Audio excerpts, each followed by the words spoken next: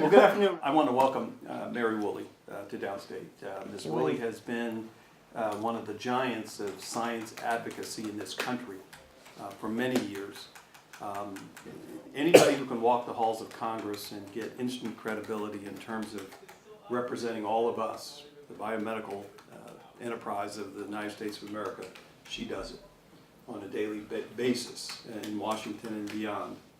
And she cares deeply about science, about places like Downstate, places that conduct basic research, population-specific research, genomic research. She has a good feel for all of those things, and so that's why it's an honor for her to be here with us in this seminar format to talk about research and to talk about the needs that we have to support the growth development of research in the United States, particularly during these very interesting times in Washington. And with no more further ado, welcome. Thank you, Wayne. And have at it. Thank you so much. It really is an honor to be here. It's a treat. I've never visited SUNY Downstate, but when my friend President Riley here, became the president, I thought there's no more excuses. We saw each other at a National Academy meeting, so we're going to make this happen. That's right. But I've already learned so much from those I've had a chance to meet with, including Carlos, and I look forward to learning more as we go along, because we want to do a good job at Research America for and with the members of our alliance to achieve the goal of making research for health a higher priority in this country. But it's everybody's job, it's not just ours, and that's really the premise of my remarks. The Kavli Foundation of Southern California gave us a grant about a year ago for me and a couple of my colleagues to go around the country talking to a whole range of leaders from a whole range of institutions that conduct research and care about its future.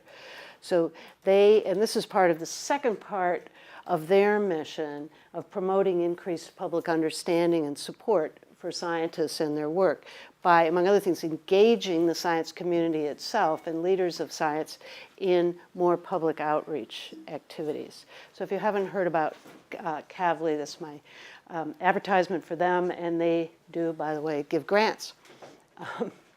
So you all are engaging the community. We did a little homework. We know about some of your work, and I heard about more of it today. But to be a institution that is serving its community, for us, means putting research to work to serve the community as well. It's not a siloed activity anymore, to the extent it ever was, research. There's a purpose to it, a public purpose. And keeping a finger on the pulse of the public you serve is a big part of your challenge, of course. But it's also one that we take seriously on both a national and much more focused, state by state, part of a state and a community basis. But it's that keeping connected to the community for research as well as for clinical activities and everything else you do. We really understand that. And we call it advocacy. People have different names for the kind of work we do. Community engagement is one, and we have your leader in community engagement sitting here today. But it's all based on the same kind of simple principles of building relationships and sharing what you know. We can call it evidence if we want to be a little more fancy about it, but it's just sharing what you know and learning. Communicating means learning back and forth, not just lecturing, even though that's what I'm doing right now. But we think that any individual who cares about the future of health and health care based on evidence can't afford to outsource that kind of advocacy activity, not to us or anybody else. We're happy to be part of it, to be leaders in it. But it's really a job, a role for everybody. Up to and including, be afraid, be very afraid if the folks that make decisions for us, even when they're not making decisions, they're making decisions, they're determining the public context of the work we do, whether we like it or not. Our decision makers in Washington, and of course that's true in Albany as well. They're determining your future, the policy environment, policy framework, and the funding environment. And having influence over them directly and indirectly, and over the people who vote them into office is, very much on our minds all the time. And I would say should be on yours, back of your mind as well. I already mentioned what our mission is, and we've been around for almost 30 years now. Not me personally, although I go way back. But we're an alliance, and we're made up of organizations, not individuals. Over 400, maybe 410, 420 these days, representing the patient community, the industry that's engaged in healthcare and research-based healthcare, independent research institutes as well as academia, and scientific and professional societies of all kinds if there's a research component. We have a fantastic board of people who serve on a volunteer basis, including 5 former members of Congress, and the former head of the NIH, Elias Zerhouni, the former head of the FDA, Mark McClellan, leaders of academia, of patient groups, of scientific societies, et cetera. A pleasure for me, an honor to work with them. We know that advocacy works. It works in other walks of life, on other issues.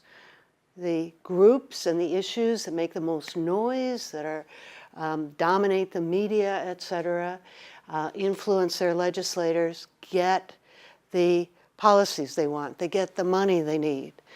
But the science community writ large, and within that, the medical and public health research community hasn't been as effective as it ought to be, we think, and that's why we were established almost 30 years ago, to make that voice stronger and with a higher impact. And so just the bottom line is advocacy works. That's not a big revelation. It works in any interest area you can name. And these are some of the things that we've been especially active in and pushing for. And right now, we're excited about the fact that likely, the NIH is going to get a $3 billion increase on Friday this week. Fingers crossed, but since hope is not a plan, we're working it. But that's significantly more than we thought 2 weeks ago. And it still might not happen, Is it earmarked for a certain thing, or is it? No, what a perfect question. A little yes, certainly opioid funding is in there, and it should be, thank goodness, I'm sure that there will continue to be money for the cancer moonshot, for the increase for Alzheimer's research of various kinds. But the extra billion, because we did kind of think it was going to be $2 billion. Imagine these numbers, an extra billion. It's not clear. We haven't seen that for years and years and years and years. Doesn't happen often. Does not happen often. Where that's going to go, who knows? But this is the time to be weighing in, for those proposals that didn't quite get funded. They're shovel ready, if you will. You could, think. But first, we got to get it. It's only a few days. But be on the watch for that. Think about a well-timed tweet to your senators, to your representative, whoever you are in that person's district. You're a constituent. I'll get back to that in a minute.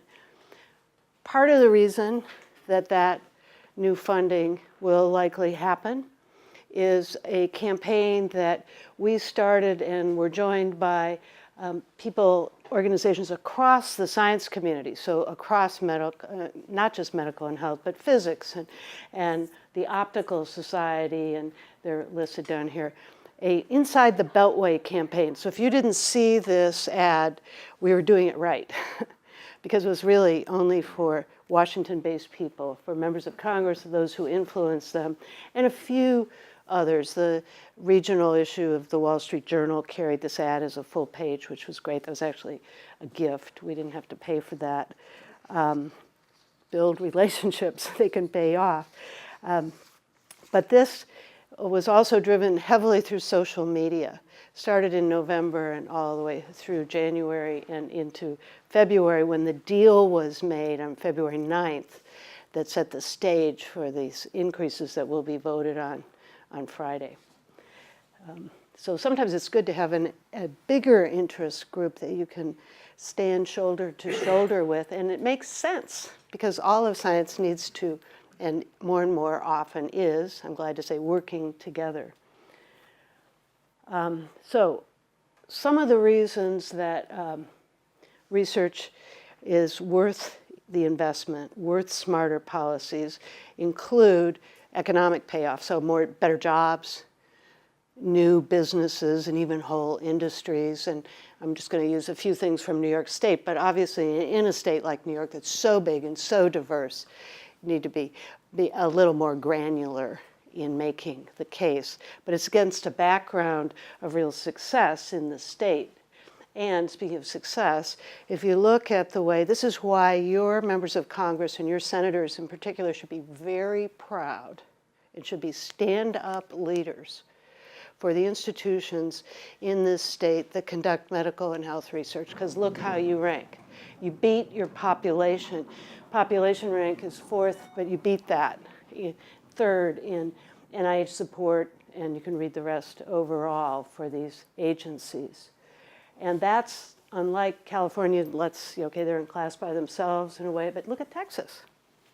Florida, also a high population state, but is low in ranking of attracting federal funding for medical and health research. They're worried about that and they're working on it, but haven't made a lot of progress over the last few years.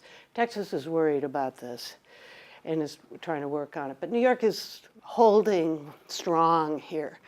And as I say, that should make your congressional delegation very proud and stand-up champions. Not necessarily the case, though. I don't mean they're negative. These aren't particularly vocal. I have a question. So is Yes. that to say that California and Texas are not as vocal in terms of getting support as New York is? Well, that's a good question. California is very vocal. I would expect. That's why I was asking you. It sort of didn't sound right in my head. Texas is a completely mixed bag. I don't have to tell you that. It's a complicated state. Not only big and diverse, but politically kind of, up and down, one party or the other. New York and California are more reliably one party. And I'm not here to make a pitch for one party or the other. But that is part of the formula. But I will tell you this, the medical and health community in California is very active with their state congressional delegation. Very active. It's not as true in Texas, actually.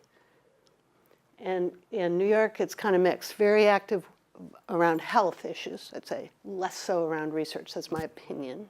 And I'm sure there's spots of, some places much more so than others, so forth.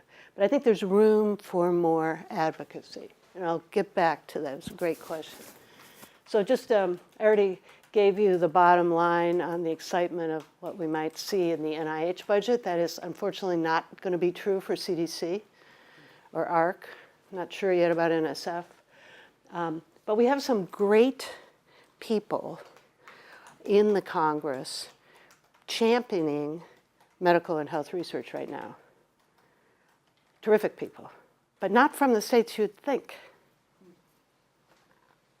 Oklahoma and Missouri is where the real champions are right now, because they're in the right place in terms of committee leadership. So it's not, it's not like they're, California and New York and Massachusetts or something where the biggest bastions of medical and health research dollars are going.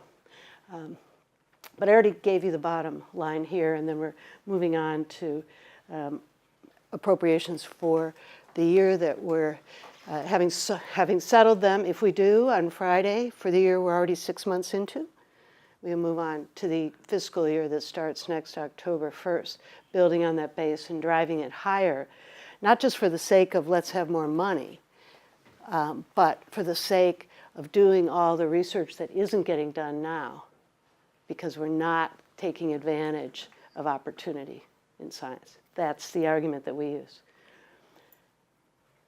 You've seen versions of this, if not this exact one, that shows more than anything else the kind of, once you account for inflation, the flatlining of NI, and then drop in NIH funding over the years. And you also see the impact of the president's budget cuts. This was actually last year's budget cuts, similarly suggested right up until the last minute for this year, but then changed because of the February 9th agreement. Not important, any of that. The bottom line is that the Congress is the body that decides the budget for everybody and every agency and every activity of the government, not the president. But the president, no matter who that person is, does have a bully pulpit, does have a voice, does make a difference for a lot of people. So we're constantly thinking about how to influence an administration as well as how to influence the Congress. One of the arguments that works well in some settings, and no argument is good for everyone necessarily, except better health, which is good for everyone. But the US R&D spending is seriously lagging. This wasn't true 20 years ago. It is now. And even though China isn't on here, it's moving up, and it's done a lot of very deliberate strategizing and investing that is more and more known to policymakers and to the public that's paying attention, the voting public, shall we say. And I think it's really interesting that China has now overtaken the US. Happened in January in terms of total science publications. That's science, all of science, by the way, so it includes a very broad breadth of work. But China's about to overtake the US by 2020, that's not that long from now, in terms of government investment in R&D. So that's not to say that we or any of us or policymakers should be unhappy about China ramping up, but rather that we don't want to come in 10th or even second. We want to be competitive. And that's very American for everything, by the way. Fill in the blank, we want to be number one. But let's not let that slip away like we did. Well, we don't have to worry about anybody else in the world manufacturing automobiles, right? So let's not pay attention to that, or the R&D behind R&D. Whoops! Or consumer electronics, or the list goes on. Could happen to R&D for science. So our now chair emeritus, John Porter, has been saying this for 30 years, including when he was still in the Congress, and he was the person in the Congress, in the House, behind doubling the NIH budget in 5 years. We were working outside the advocacy community, but he was inside. He's devoted to the NIH in particular, but to all of science, just making this case that it's the job of the science community to get engaged. So one of the things we do at Research America is regularly commission public opinion surveys. We've been doing this for a very long time. And we're able to look at trends over time and try out new questions and so forth. But this is from January this year, indicating when you look at data like this, you should always combine very important and somewhat important. And that means that you're thinking like policymakers and the people they commission surveys from. You want to just get the pulse of the public, positive or negative, and give people a choice. Are they red hot excited about something or kind of excited? That's the way to read this and not get too hung up about the difference between these two, unless you see big trend changes, and we look for that over time. But you see, to the point that John Porter was making, it's important that scientists reach out to the public and also for you all to engage policymakers. Here's the one to the public, the sort of other piece of that. Inform the public about your work. That's transparency, that's accountability. What are you doing with my tax dollars? That's the back of the mind question, whether asked or not. How about this? Love this one. Public policies should be based on science. Everybody of course, everybody agrees with that, right? Well, pretty much, yes. Everybody does agree with that. And it's not different between Democrats and Republicans. there's a slippage among independents, and that's because they tend to be generally anti-government. And public equals government in this top of mind kind of question. So that's good, but what kind of policies are we talking about? So given a vast array, remember to combine, strongly agree, somewhat agree, but you can see here that we're talking about scientists playing a role in shaping policy for everything, anything you can think of. It's not what's happening right now, either in the administration or the Congress particularly, but that's where the American public is. And it also means that the public is by and large positive about science. I'll show you some other data on that in a minute. By and large, they've got questions. It's okay to have questions, but we haven't seen slippage there, if you will. So I said that we pay attention to trends. We actually don't see trends very often. We're 25 plus years of doing this kind of work, commissioning it. We don't actually conduct it, we commission these studies.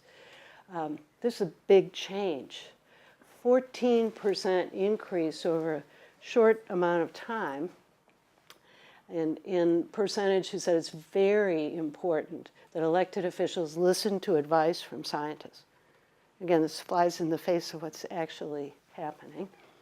But being able to show this to policymakers is one of the ways you use this information, not just think, oh, that's interesting, but rather to show in the office of a policymaker, whether that's locally or whether it's to their staff or to them, can help bolster an argument.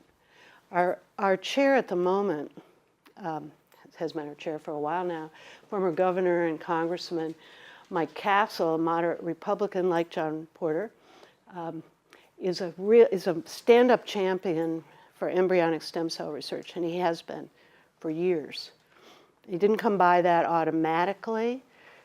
It was patient groups primarily who made the case to him that changed his mind. And he formed a coalition in the Congress when he was there with Diana DeGette, who is still there, a Democrat from Colorado, that did expand funding for embryonic stem cell research, which is once again on the firing line. Although I think we're okay in the current bill, but it hasn't gone away as an issue. Now, I've been mentioning Republicans and Democrats, and I think it's really interesting to look at the map of the main campus of the NIH, which, you know, probably all of you have been there at one time or another, has a lot of buildings with numbers on them, and a few buildings that have names on them. And sometimes people think that it's really Democrats have been driving support for NIH and for research over the years. That is not true. And some Democrats, members themselves, and also when the House or the Senate is Democrat-controlled versus Republican-controlled, that's when you see budget increases or decreases. Overwhelmingly, it's been Republicans in the last couple of decades that have been the stand-up leaders for NIH and for research, getting the money in. So you can see there's room for many more buildings to be named. A lot of them don't have names, right? So I've said this many times to Francis and Collins and anybody else who will listen, that it's time to start either break ground or to think about renaming a number to a name for these two gentlemen that I already named, because they are champions. They're stand-up champions. So if you happen to hail from those states, have family there still, have friends there, urge them just constantly to say thank you to these gentlemen. Thank you, thank you, thank you. And you should too. It's okay to thank someone from outside your state. Do it on Saturday on the assumption that we're going to see a big increase for NIH in particular. But I will get more involvement here, a Starbucks test. So think of yourself going into a Starbucks or equivalent where you vote, not necessarily the one, across the street here, unless you live across the street, where you vote, someplace where you vote. Your member of Congress is there on the same errand. It's a Saturday or something. They're getting a cup of coffee too. Okay, so This is a small group of leaders. Let's see. Raise your hand if you're a member of Congress, if you recognize your member of Congress by sight. Yeah, well, I would expect it to be 100%, folks. You know, okay, all right. In a large group, I'm talking to 500 people or something, I get 1% saying that. That would be a lot. Okay, second question. Now, raise your hand this time if your member of Congress recognizes you by sight. So we got a couple. But a couple, it depends on how you, well, you know what, because recognize and love are different, thank you for that. Recognize and love are totally different. But you have a vote, which is why they actually want to talk to you, and they will. But think about the other people who are in Starbucks or in the grocery store or the dry cleaners or wherever else you are. Those are all constituents of that member of Congress. And that member of Congress knows a lot of people in that 700,000 or so population district, a lot of people. They do not know the people who are doing research or leading research. They don't. And we hear that all the time. It's very nice that you're here in my office on Capitol Hill and you asked, what can I do to help you? And, you know, what can we, Research America, do to help you, the member of Congress? You can get the people in my district to say something about research or NIH when I'm home. So that's a message here. It's not happening. Or if it is, it's very rare. So, I mean, here are the folks that represent this immediate area. It may not be your member of Congress. I just saw all four of them last Friday. Yay! Yay. I was in Washington 3 days. Yeah, and that's, you know, that's critical. And it's critical that they, when they're on the street in businesses around this area, that regularly people are coming up to them from SUNY Downstate and thanking them for their service in the Congress, start with that, and then they're going to say, well, so what do you do there? And you're going to tell them. Of course, you know, this is easier. People tend to know what their senators look like. But here's the question. What do you have in common? Now, this is where it doesn't have to be love, right? What do you have in common with your elected officials? What do scientists and elected officials have in common? Serving the public's interest. That's what you do. When you're a member of Congress, well, when you starting out, when you identify yourself to your member of Congress, you can say, thank you for your service to the public. You're serving the public's interest. That's what I do too. It's exactly the right message. And then they're going to say, well, what are you talking about? And you'll get to the rest of it.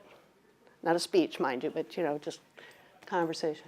But what you have in common is serving the public's interest. And that's the missing, that is not coming through in conversations every day, whether it's on Capitol Hill or back home in the district. That conveying that I serve the public's interest, I work for you, is a missing piece of the conversation of connecting what are perceived as elitist people and elitist organizations and institutions versus the public's interest. Might interest you to know, I think it's kind of shocking that those 4 members that we listed are not even members of the NIH Caucus. That doesn't mean they are not going to vote for or haven't already voted for the preliminary legislation that will end up with more money for NIH and other agencies. They probably did. But they haven't taken the just tiny step even of signing on to the NIH Caucus. That means there's caucuses for everything in the House. I mean everything. For reindeer, there's caucuses for, well, I won't go through all the things that there are. It doesn't mean they're pledged to vote one way or another. It's a statement to their constituents that they care. So if their constituents ask them to sign on to the NIH Caucus, they will. Yours ought to do that. It's an easy ask. And if they have enough people asking them, they will. Advocacy Works, numbers game. Gee, this funny thing happened a staffer will say to the member or to the chief of staff, we got 150 requests this week for our member to join the NIH Caucus. What's going on? They, well, what's involved there? How hard is that to do? It's not hard at all. Do it. And then it'll be on their website. And then you'll have something to say thank you to them for, et cetera. And it all builds, makes friends, influences people. Because this bill hasn't passed yet, tweet at them. You already know how to do that, I'm sure. And it's the Senate that's tied up in right now. So join the NIH Caucus. There's always something you can ask your member of Congress to do, always. And if you're struggling for what that is, our website can help you, or individually we can help you. So why do we commission public opinion surveys? To keep a finger on the pulse of public sentiment, because in the end, that's what matters. That's what drives votes. That's what drives policy making. And Abraham Lincoln, who also created the National Academy of Sciences, this was one of his landmark, not only statements, but philosophies. And as I said, that's why we've been commissioning surveys for a lot of years now. There's standard public opinion survey methodology, no different, intentionally no different than that political actors or wannabe actors do. So some more on this. Important to fund STEM education. Is that really happening? No. But it's not because the public doesn't want it. We also have this state by state. For some states, the New York, I'd show you New York State data, but it's so out of date, it needs to be redone. But it's also quite strong if you ask people whether your state legislature should fund it, and they will say yes. Because education is number one public interest, on the public's interest level, along with jobs, education, education, education. Here's one where we've seen a trend change for the worse. We've been asking this question for a lot of years. Who will be considered the #1 world leader in science and technology in 2020? We're seeing steady decline in those saying the US. And what that means to us is that people are paying attention. It's true. What they're saying is true. The idea that the public isn't paying attention is wrong, at least according to measures like this. What do you think is leading to the 34 or 32% of those who are not sure? They're literally not sure. They're not sure, maybe because they don't know, or they're not following this, okay. or whatever. There's always, for something like this that kind of begs the question of, I guess I'm supposed to know something here and I don't. A lot of people, I guess, are being honest. So they don't these know. are just general folks. They're general folks. They're not a specific group of scientists or those. Oh, no. type of No, an I mean, interest in science. only scientists to the extent that scientists are represented in the general population, which might be 5%, depending on how you define scientists. But it's a good question. You said this is a national survey? This is national. So this touched each of the 50 states? Everyone, it's been balanced, to touch every state and to be demographically characteristic of the adult population. Sorry, I may have gone over that too quickly. Yes, but we often do these state by state. It gets a little more granular, but rarely is it different, frankly, than the national data, which is eye-opening to people. And one more question to Yep. this. Do we know the educational levels of the folks who are in this? Representative of the entire United States. We can look at to see whether people who, in the not sure, are dramatically different than anybody else, statistically different, and they're not. Because when we see that, we mark it. So this isn't, for example, this doesn't mean the not sure people are disproportionately lower socioeconomic level. That's not the case.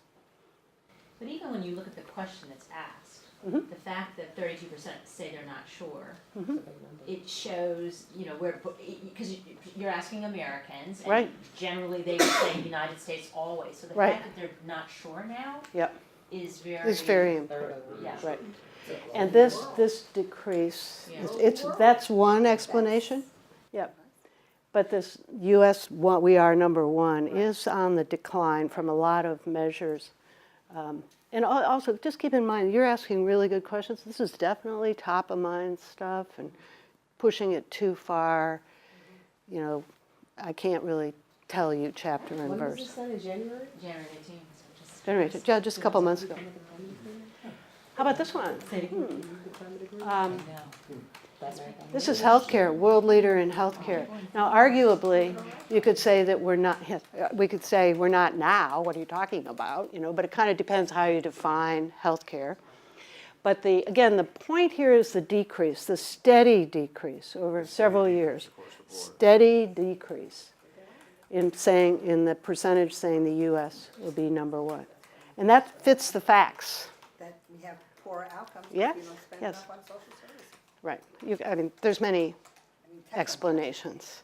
Well, There's that's- many explanations here, but what we keep our eye on is this decrease. And It's just over a not, two-year period. yeah, and it's not a decrease in public expectations or demand. It's just watching what's happening in the opinion of folks. So this is the flip side of this. Okay, does it matter if we're a global leader? Well, yeah. 91%. Yeah, I mean, overwhelmingly it matters. So if you're, from a political perspective, you want the political person who's sensitive to this, who's decided to make it an issue, healthcare and research for health, you want to be talking about it all the time, about the importance of global leadership, because that's what people want to hear.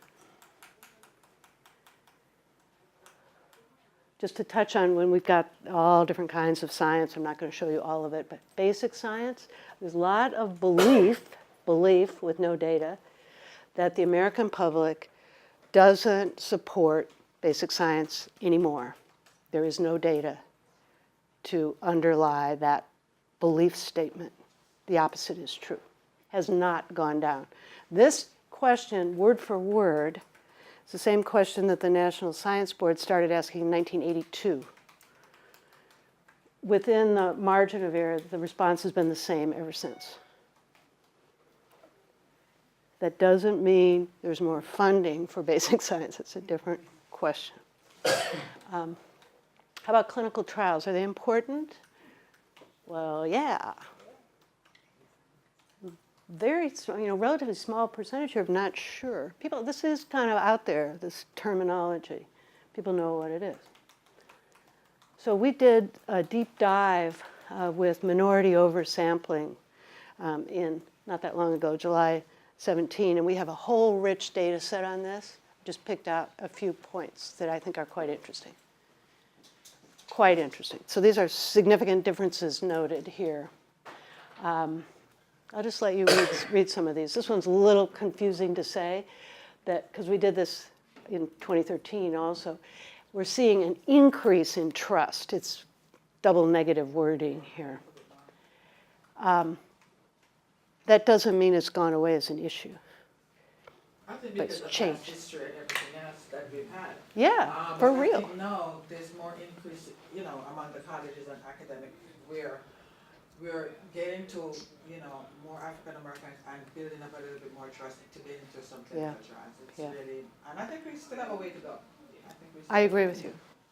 If you're interested in the deeper dive on this, get in touch with me. Some of it's on our website. The whole the whole works is not. But we've gotten quite a lot of attention to this, and it's important stuff. Has there been any I guess analysis in the different generations and their opinions on this versus your Generational, that's really interesting. Has there been any? That's really interesting. Because there's a different mindset Yeah, out there. yeah. We can see it in not necessarily the same people over time, but in subgroups of, ages. Yes. Yes, we have some of that data. It's not really strong. I mean, you have to have even bigger samples than we did. But there is a Has that data difference. shows some significant There is a differences? difference, Okay. yeah. Just as you would expect, So this, maybe you could argue is kind of clunky wording in the question, but so it's not entirely clear what people are responding to, but the basis is good. And we've been asking this question or versions of it for a while. And when we do, because we don't always, but when we do like focus group work on what do you think people mean when they say this, that kind of thing, it's fairness. It's about fairness. That's the gut kind of Can I just response. ask a question? This Yeah. has to do with not so much that you're gathering the data, but who are the surveyors?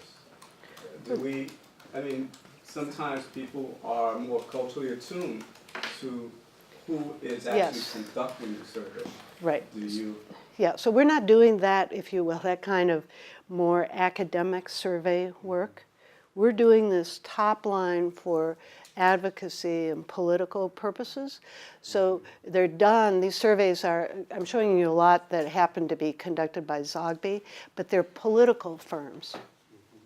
So they're known to be political firms. This one doesn't have a Republican or Democratic, characterization. And sometimes we use two firms, one of each, on purpose and things. So it's not the same as if we were doing this similar kind of work through academic channels and for those reasons, you wouldn't use the same firms, frankly. We're just starting to see whether social determinants means anything to people, and I'd say probably not, we're not there yet, but at least we got a little baseline stuff going on this, trying out the terminology. One of the other ways we try out terminology is that I and a couple of my colleagues regularly are on call-in talk radio shows all over the country. So it turns out the technology is very easy. You can talk radio anywhere from your office or your car. I've done that too. And we try some different terms and see what happens. And I've had the experience of people saying, what do you mean? Social determinant, what is that? Parties? And you think, ooh, okay. Let's not talk about it that way anymore. So we have a lot of ways to try to get at terminology. This is rare, actually. Most of our survey work never appears in academic journals. That's not the goal. We stand behind it. It's solid stuff. We know it's regularly used by political people. It's strong, well-regarded work.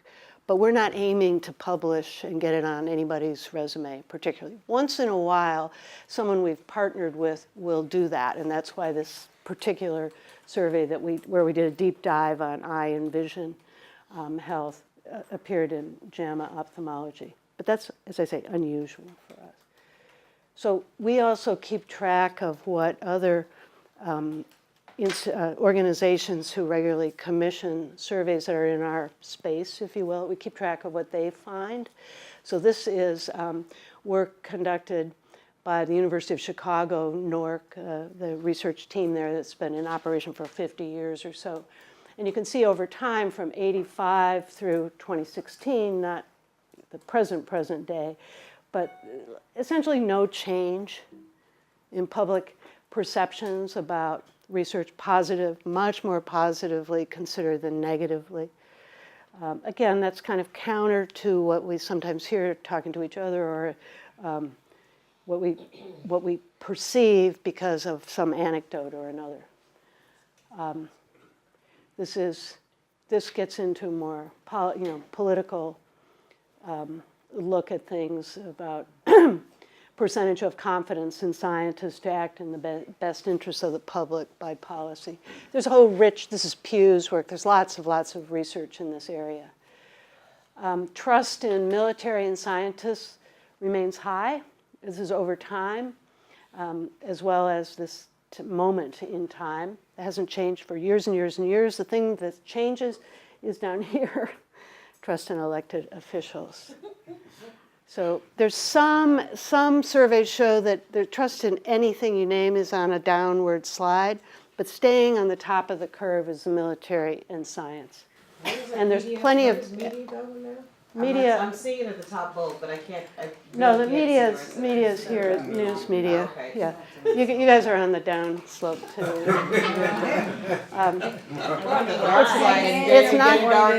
It's not on this survey. About a year ago, I've done a lot. 8th of November. Yeah. Not on this survey, but on other ones, nurses are way up at the top too. You probably know that. Yeah, nurses. Yeah. I don't know what little fun stuff I got here on the side, but don't worry about it. I'm going to try to make the point to you that I was making earlier, but this time with data, that you all are invisible in our society. So here's the question to a broad sample of the American public. Can you give me the name of a living scientist? One just passed away. Yeah. Bingo. Yes. Stephen Hawking has been at the top of this list for 20 years. 20 years. The science guy, Bill Nye. Yeah. But, Bow ties, yeah. but if, after you get over that, the point is this, 16%. And it's been true for 20 years. Inability to name a living scientist. Now, there are some dead ones named, certainly this, but there are also some smattering of dead scientists. That doesn't matter. The point to us is that 16% never goes up. And this is not a hard question. Not a hard Name a question. basketball player. Yeah. That may not be flattering. Yeah. Baseball player. How about this question? Can you give me the name of a place, any place, where medical or health research is conducted? Downstate, NIH. Yeah. Would you say this is harder or easier than the previous one? It's easier. 2/3 of the American public can't do it. Just don't say the university in my state, the hospital in my city, whether that's even true in some cities, that there's research going on there. 2/3, and it hasn't changed for 20 years, come up blank. You can see the power of national marketing here. And, I mean, they may name places, but might not be where they live or anything like that, right? Clearly. Well, the NIH had their big show on TV, whole Think- series back in November, December, so. Well, here's the good news. Over 20 years, NIH has gone up from 4% to 6%. They had a great Was it show. worth the show? I don't know. That's another question. This is appalling. Think of it politically. Think of it politically. You're a member of Congress. What does this mean to you? But Recommendations. Oh, There's another one, also dismal beyond belief. I didn't take you through the whole thing. Sorry. what are your recommendations for brilliant young researchers who just can't seek funding? We have several on our team who have applied to the Right. NIH for, say, P20s 4, 5, 6 times. And Right. I'm tired of saying, keep on trying with a Right. smile, Well, there's more money now. That's part of the answer.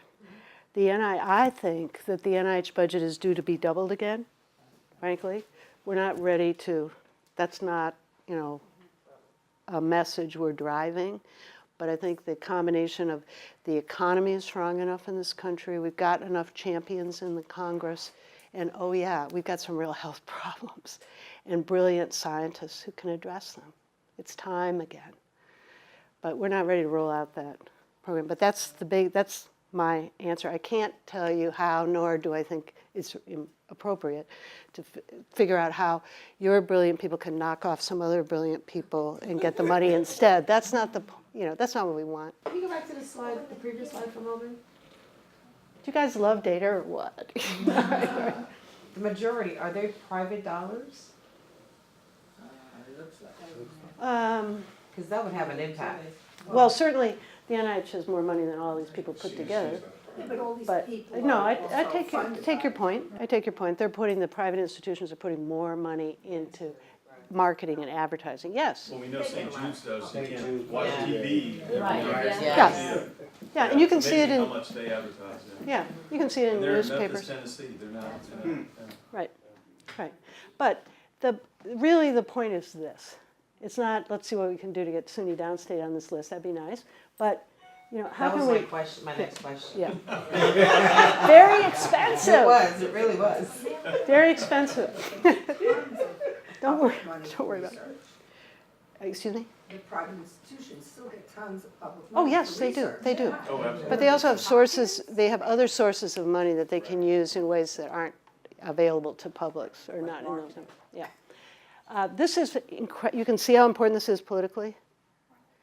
If only 1/4 of the people of the United States are aware, are guessing, this is just guessing, that medical research takes place in all 50 states. Why would 3/4 of the members of Congress pay any attention to it as a top issue for themselves? They don't hear about it at home, to repeat a message. So how can you increase visibility? We're going on too long, so I'm going to go faster. Various ways, and there are a lot. This is an election year. Pay attention.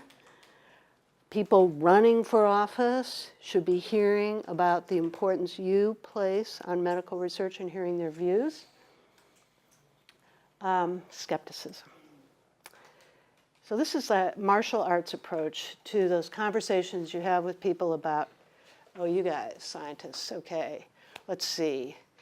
Is a stent good or bad today? Is red wine good or bad? You know, a lot of skepticism, you know, and it can start that way, or it can be much more profound about, are we spending too much money on HIV/AIDS versus Alzheimer's, a lot of other things. Skepticism is how scientists are trained to be skeptical. If somebody's talking to you in an individual one-on-one conversation or in a larger group and is asking questions which reveals they're skeptical, we recommend the way to talk about that is, you sound skeptical.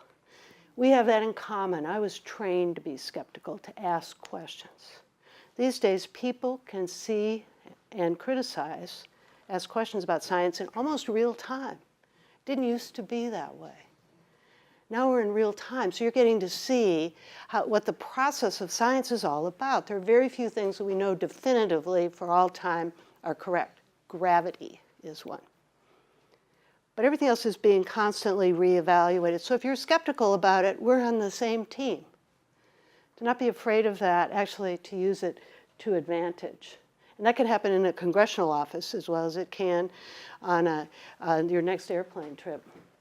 To get over this idea that clobbering people with facts is going to change their mind.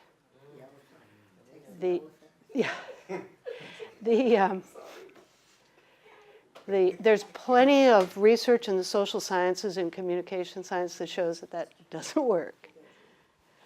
That it's heart first, and then the mind. There's some work that we've done with a new group called Science Counts across all the sciences, because we wanted to get deeper into the kind of survey data we've done for years and years and years to get into underlying pluses and minuses. I'll very quickly go through this. It's now being operationalized in a pilot test to see what we can do with this. This is shocking, I think, that only 1 in 4 Americans believe the government's role is irreplaceable in research. We take these things for granted here in this room, in these buildings. Strong belief that the public and private sector have to be working in harmony. This is a good thing. We waste a lot of time in both academia and in industry criticizing the other. Way too much time. And anytime we do that in public, it's a death knell for both of us. We segmented the population much more deeply than we've ever been able to do into 4 categories of people, with the thought that if we're really going to do a campaign to increase public, not just awareness, but action in support of science, we needed to be clearer about who are those people likely to be who are going to take action, the so-called drivers and front seaters, not the people who aren't paying attention. So that's how this new campaign is being designed. There is no big anti-science conspiracy, another myth. And the brand of science is hope. But one of my former mentors, now deceased, former Congressman Paul Rogers, said all the time, without research, there is no hope. There's no hope. But he also said, hope is not a plan. So we make plans and act accordingly. You have to make the case in the right order for it to be successful. Don't clobber people with facts. It's hard enough even if you're in the field yourself. And increasingly, we've got to get shorter time, not just because of the president and tweeting and all that, but because so many people are engaged in social media, and the science community is not. We're telling the wrong story. We're telling our story. I've got this great story, I want you to hear it. Instead of, tell me about your story, your life, your challenges here in the community. We might be able to help. It's a Peace Corps approach instead of the missionary approach, et cetera. We use this little technique for telling stories. It's a very simple framework, easy to remember. Then, now, and imagine. Then, now, and imagine. It happens to be about, you can read about Alzheimer's here, where we're far from where we want to be. But think about HIV/AIDS. Then, death sentence. Now, possible to live a long, full life, kind of like living with diabetes, but we've got further to go. The way we take those steps is by investing in research. Then, now, and imagine. Not big books, not clobbering people with data. Get to the aspirational goal in concert with other people. What about big numbers? We're going to be hearing some of those with new budget figures for NIH, et cetera. And some people are going to criticize that. Are you kidding? Why would we spend $37 billion on NIH, the new number? Well, it's compared to what? This is a big, rich country. And whatever you might pick, we spend more on, there were some cut flowers on this table when I was in here earlier today. We spend more on cut flowers than we do on cancer research every year in this country. Doesn't mean we should stop having cut flowers. It means we should stop being apologetic for what we're spending on research. Pizza. You get the idea how to do this? Mm-hmm. This is really simple stuff. Here's a big one. That number on the top is going to go up to 700 billion in a few days. Fighting it is a horrible mistake. Security is important. Defense is important. Don't focus on that. Focus on having a nation worth defending. We can afford to have a nation worth defending. We can. We'll update this next week when we've got the new numbers, but I think you get the idea, right? But don't fight defense. It's a losing battle politically, but it's also just doesn't comport with most of the people in this country. Communications 101, you could say, yes, it is, but the science community isn't typically trained in Communication 101. Or they're trained in communicating with other scientists who know their, their language and whatnot. Right, so they got this part right. Know your audience. But not necessarily the rest of it when you're talking to non-scientists, right? So having training opportunities for people, especially early in their career in the sciences, is another one of the things that we, provide. We do some of that work. And secondly, strongly believe in and are working with others, including the Kavli Foundation, to make routine and sustainable and funded. I made this point. You're invisible. Put a face on it, yours. And remember the 4 most important words. So what is it you do again? I'm your relative or your friend. What is it you do again? Or I just met you. What do you do? I work for you. I work for you. I serve the public's interest. I'd love to tell you about that. So I'm a very lucky person. I work for the medical and research enterprise, and I love it. Thank you.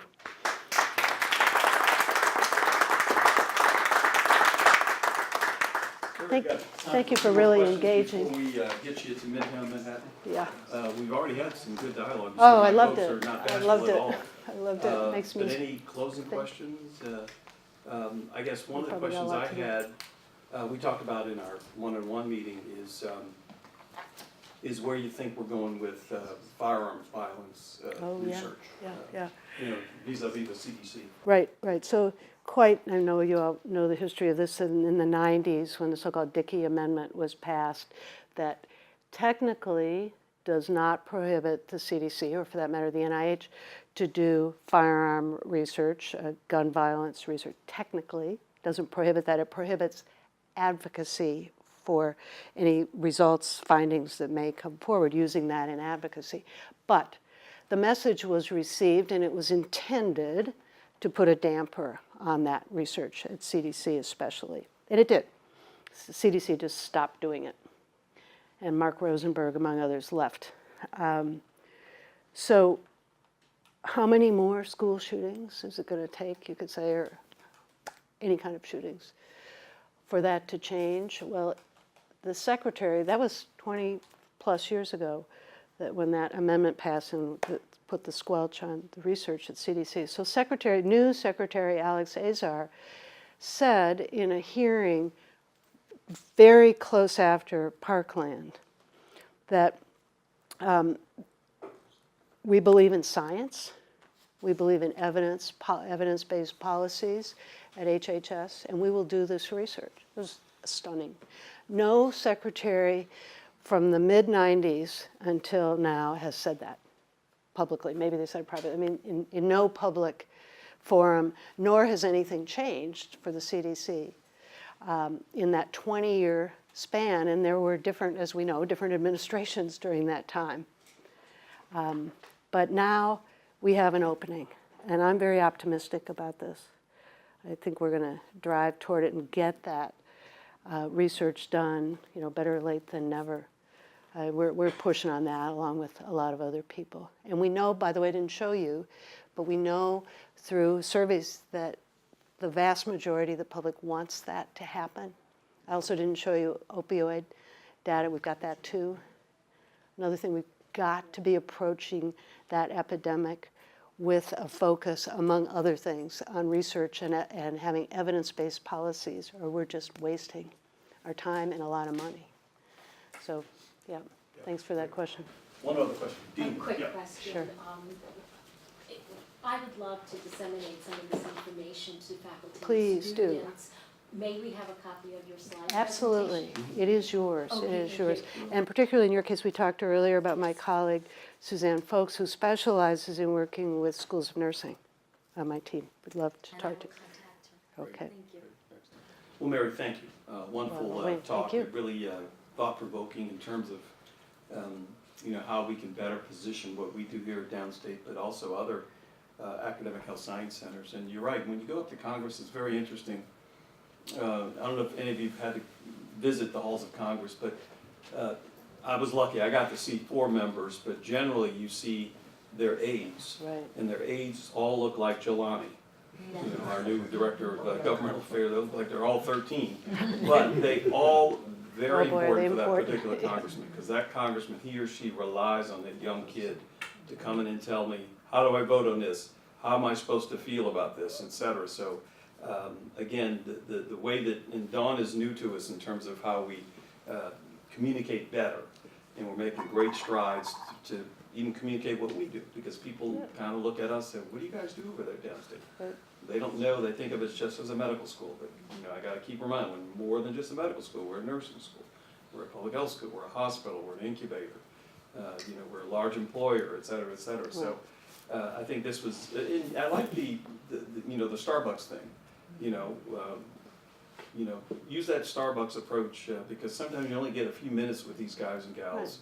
And to the extent that you can throw that out there, that makes it more impactful. They'll remember that conversation Yeah, they they had will. with somebody from downstate as a result. So Indeed. thank you, Mary. We have a little Oh, party aren't you here nice? for you. Thank you so much. Since we're a state institution, we're rather frugal. So there's no I like gold watch or M&Ms, anything. So we tend to give utilitarian gifts here, so I'll let you pull it out. Can I see? It's very utilitarian, Oh, yeah, I think I. easy to pack. All right, There yeah. you go, downstate love. I love it. Thank There, you take a so much. picture. Thank Don't you all. take a picture. Oh, that's great. Thank you. Send me that. There we go, we'll send that, we'll send that. You got it? You got it? Great, Great. okay. Great, well, I'll thank you be, so I'll much. be promoting you, Yes, advertising as you have your at home, coffee, at yes, work. yes. Why you're at Starbucks. Yeah, I'm walking there with, hey, because they're trying to get rid You're of the right. paper cups today. They were trying to say, Yeah. hey, we gotta get rid of the paper cups. Well, But no, thank great you very much, idea. Mary. Thank you very much. Thank you, Welcome. my friend. And you're Okay. welcome anytime. Thanks Come all. back. So, Thanks, thank you, guys. everybody. Thanks for coming.